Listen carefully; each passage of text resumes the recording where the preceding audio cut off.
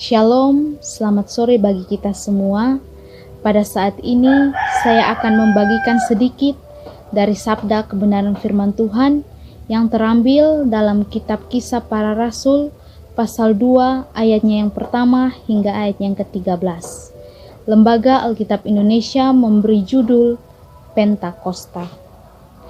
Ketika tiba hari Pentakosta, semua orang percaya berkumpul di satu tempat. Tiba-tiba turunlah dari langit suatu bunyi seperti tiupan angin keras yang memenuhi seluruh rumah, di mana mereka duduk, dan tampaklah kepada mereka lidah-lidah seperti nyala api yang bertebaran dan hinggap pada mereka masing-masing. Maka penuhlah mereka dengan Roh Kudus. Lalu mereka mulai berkata-kata dalam bahasa-bahasa lain seperti yang diberikan oleh Roh itu kepada mereka untuk mengatakannya. Waktu itu di Yerusalem diam orang-orang Yahudi yang saleh dari segala bangsa di bawah kolong langit. Ketika turun bunyi itu, berkerumunlah orang banyak. Mereka bingung karena mereka masing-masing mendengar rasul-rasul itu berkata-kata dalam bahasa mereka sendiri. Mereka semua tercengang-cengang dan heran, lalu berkata, "Bukankah mereka semua yang berkata-kata itu orang Galilea? Bagaimana mungkin kita masing-masing mendengar mereka berkata-kata dalam bahasa kita sendiri, yaitu bahasa yang kita pakai di negeri asal kita? Kita orang Partia, Media, Elam, penduduk Mesopotamia, Yudea dan Kapadokia, Pontus dan Asia, Frigia dan Pamfilia, Mesir dan daerah-daerah Libya yang berdekatan dengan Kirene, pendatang-pendatang dari Roma, baik orang Yahudi maupun penganut agama Yahudi, orang Kreta dan orang Arab. Kita mendengar mereka berkata-kata dalam bahasa kita sendiri tentang perbuatan-perbuatan besar yang dilakukan Allah." Mereka semuanya tercengang-cengang dan sangat termangu-mangu sambil berkata seorang kepada yang lain, "Apakah artinya ini?" Tetapi orang lain menyindir, "Mereka sedang mabuk oleh anggur manis." Berbahagialah kita yang mendengar dan mampu melakukan firman Tuhan dalam kehidupan kita hari lepas hari. Dari kebenaran firman Tuhan yang telah saya baca, saya mengambil satu tema kecil untuk kita renungkan bersama, yaitu kehidupan baru dalam Roh Kudus. Saudara-saudara yang terkasih di dalam Yesus Kristus, dalam kitab Kisah Para Rasul pasalnya yang kedua, ayat yang pertama hingga ayat yang ke-13 berbicara tentang Pentakosta. Pentakosta ini bukan hanya berbicara tentang hari raya umat Kristiani yang penting selain Natal, Jumat Agung, Paskah, dan kenaikan Tuhan Yesus, tetapi ini merupakan hari di mana terjadinya pencurahan Roh Kudus yang terjadi pada perayaan Pentakosta di Yerusalem. Pada pencurahan Roh Kudus itu ada hal-hal yang terjadi melalui simbol yang kelihatan maupun yang kedengaran, seperti bunyi tiupan-tiupan angin keras, lidah-lidah api, dan kesaksian tentang perbuatan besar Allah dalam berbagai bahasa.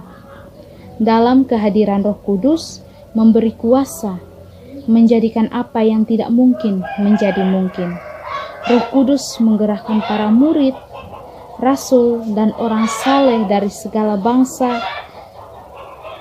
yang mana sebelumnya saling terpisah satu sama lain, tetapi dapat berkumpul menjadi satu dengan yang lain untuk menjadi saksi bangsa-bangsa tentang Yesus Kristus dengan bahasanya masing-masing.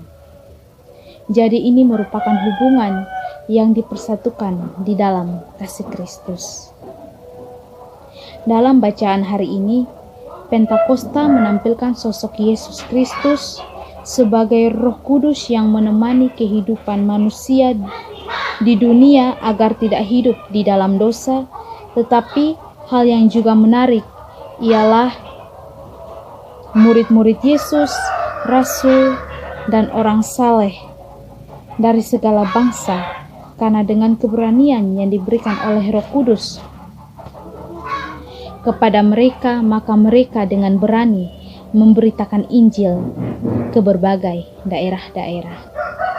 Kehadiran Roh Kudus saat itu telah mengubah kehidupan murid-murid, rasul, dan orang saleh karena mereka diberikan kemampuan untuk berkata-kata dalam bahasa lain, bersaksi, menggunakan bahasa lain yang dapat dimengerti oleh semua orang, bahkan bahasa yang mereka pakai saat itu bisa dipahami oleh berbagai-bagai suku seperti orang Partia, Media, Elam, Mesopotamia, Yudea, Kapadokia, Pontus, Asia, Frigia, Pamfilia, Libya, dan pendatang dari Roma serta suku-suku lainnya.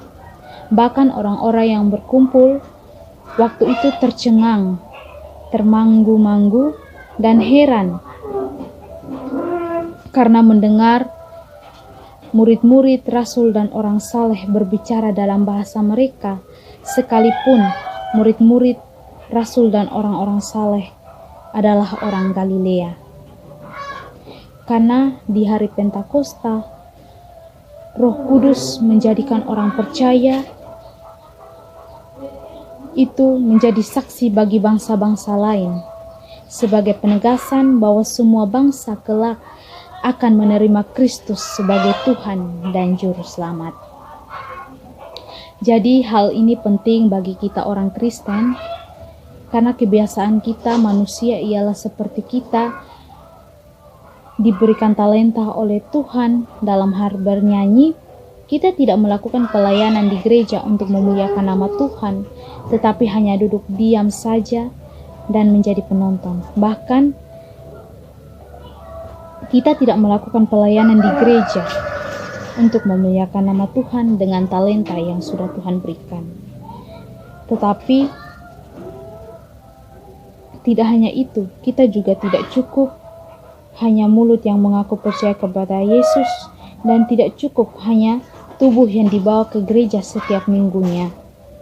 Tetapi yang paling penting adalah kehidupan baru dalam Roh Kudus. Artinya, kita membuka hati untuk disucikan oleh Roh Kudus dan menundukkan diri pada kehendak Tuhan yang akan membawa perubahan hidup ke arah yang lebih baik sesuai dengan kehendak Tuhan. Berarti kita siap dikoreksi, siap ditegur, dan diarahkan apabila langkah kehidupan kita mulai menyimpang dari firman Tuhan. Roh Kudus juga memulihkan hati kita agar kita tidak menyimpan kemarahan atau dendam kepada orang lain, tetapi kita menjadi orang Kristen yang mau memaafkan dengan hati yang tulus dan penuh dengan kasih. Ketika kita memberi diri untuk dipimpin oleh Roh Kudus, maka Roh Kudus akan bekerja dengan leluasa dalam kehidupan kita dan memberi kekuatan untuk menghadapi segala sesuatu dalam kehidupan dengan baik. Dalam menjalani kehidupan ada saatnya di mana kita merasa putus asa, kecewa, marah dalam menghadapi setiap masalah, cobaan, dan tantangan dalam hidup yang Tuhan izinkan untuk kita alami, sehingga kita biasanya bukan menyadari diri, tetapi malah menyalahkan Tuhan dengan semua yang kita alami.